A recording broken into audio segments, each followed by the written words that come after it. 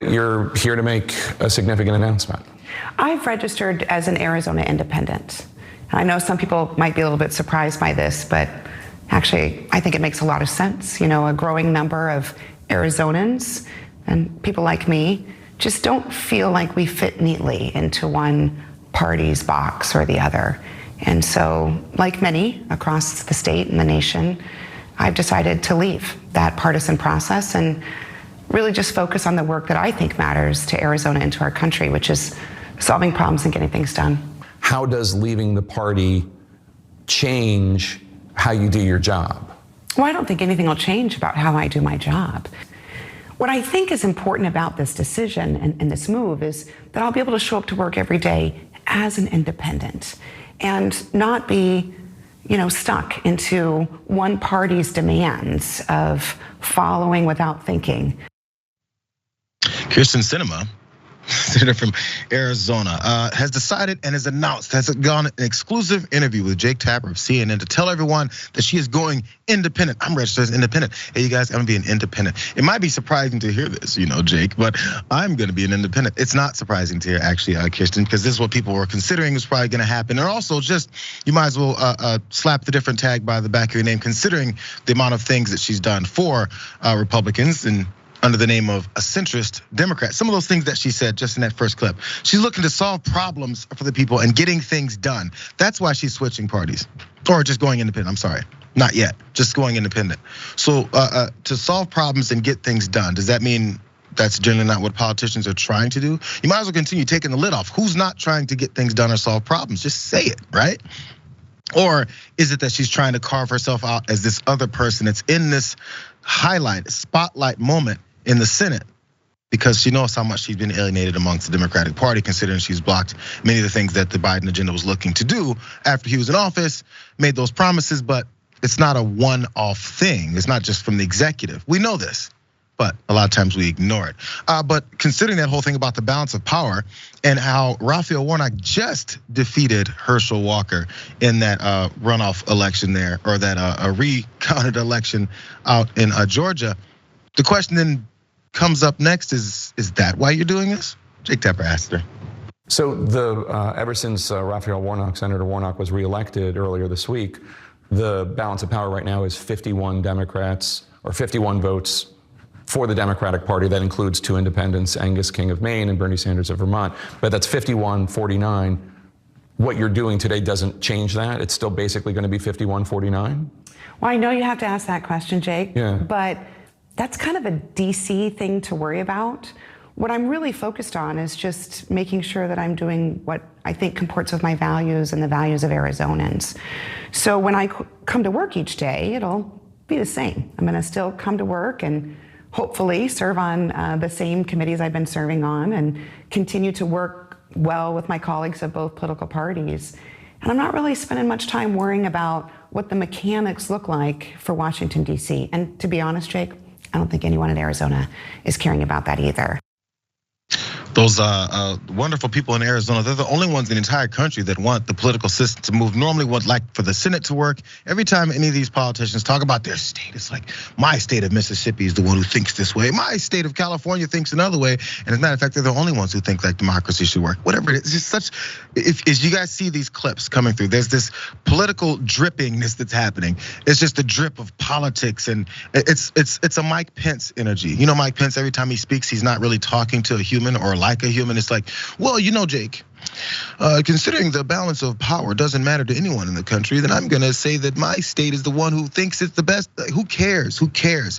Say something normal like a human being. This is a positioning that's happening. So Jake Tapper walks into that next. By the way, I'm sorry, the DC thing. That's the part I want to talk about. It's a DC thing to worry about as far as the balance of power, whether or not it's 51-49 or 50-50 and all this stuff and where you're gonna vote. The reason that's a DC thing is because that's where you legislators legislate from. It's just a place. If you did it in Arizona, that amazing place, you'd do the same thing. Or would you do something different if you guys legislated out of Arizona? I don't get the whole thing about the geography of DC, and that's why it's a big deal. Anyways, Jake Tapper then asked her one of the more annoying questions I think for this entire exclusive interview was, but what about how mad they're gonna be at you? We already know that. Watch though. You've been a target of the left, and people have been very critical of you. They're going to call you every name in the book after this comes out. They're going to call you a traitor. They're going to call you an ingrate. What are you going to say? Well, I think I'll do what I always do, Jake, which is keep doing the work that I know is important for my state. Do you guys have any idea what work she's talking about she's going to be doing for the state? She still hasn't said it. I know these are just clips from the entire interview. But what is it about? It's a lot of these generic terms. I'm gonna solve the problems for the American people, get things done. I'm gonna do the things that work for the state. I think Arizonans don't like that. What are you talking about?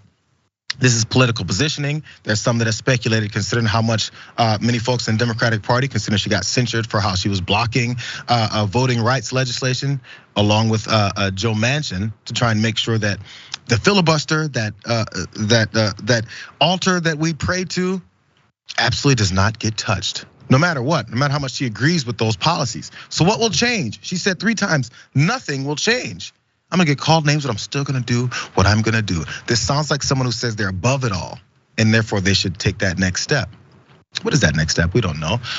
Tom Cotton has a couple ideas though, because again, as Jake Tapper asked, you're gonna be called these names by these progressives. You know, those dirty progressives that are so mad at you and angry all the time. They're calling you like you act like a Republican. There's a Republican that says she acts like a Republican too.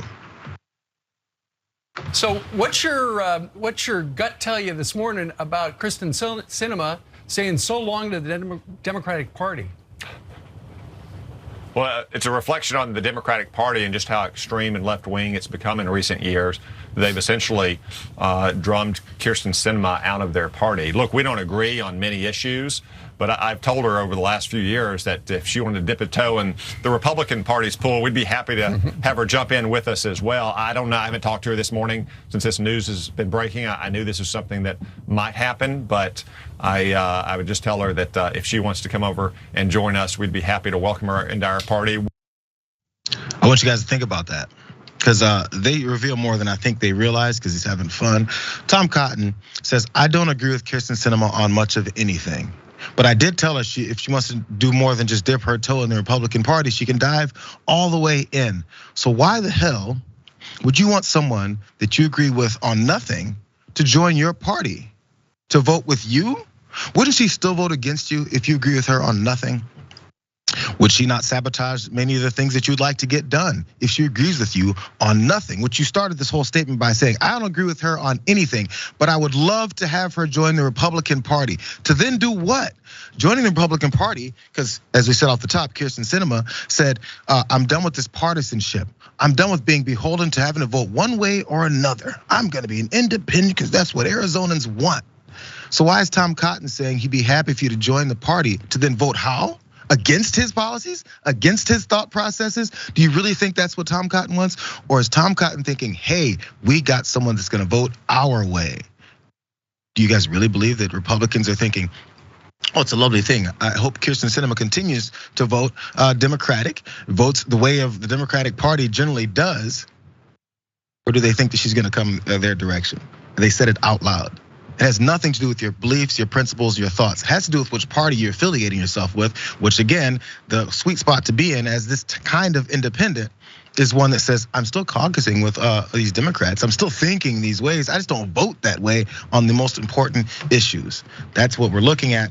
And we'll see where it shakes out. But I think she's trying to position herself to avoid any kind of potential primary, to be seen more as this Democrat that's sabotaging the party, but actually this person who's an independent thinker. I think that train is kind of left as the thought of the way politicians are perceived to be.